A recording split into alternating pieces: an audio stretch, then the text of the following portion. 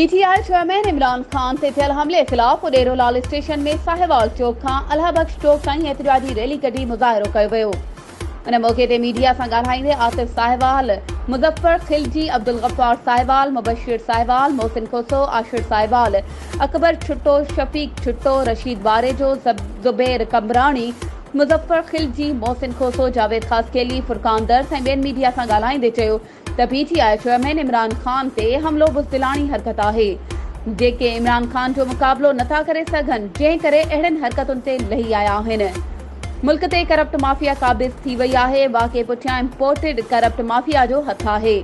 हुननि मुतालबो कयो त शफ़ाफ़ ऐं साफ़ जांच करे मुलविस ऐं लिकियल चेहरनि खे ज़ाहिर करे मुलविस जवाबदारनि ख़िलाफ़ कार्रवाई कई वञे। वधीक ख़बरुनि ऐं अपडेट्स जे लाइ असांजे चैनल खे सब्सक्राइब कयो ऐं हा, बेल आइकन खे प्रेस करणु न विसारिजो त जीअं असांजी हर नई अचण वारी वीडियो तव्हां ताईं पहुची सघे।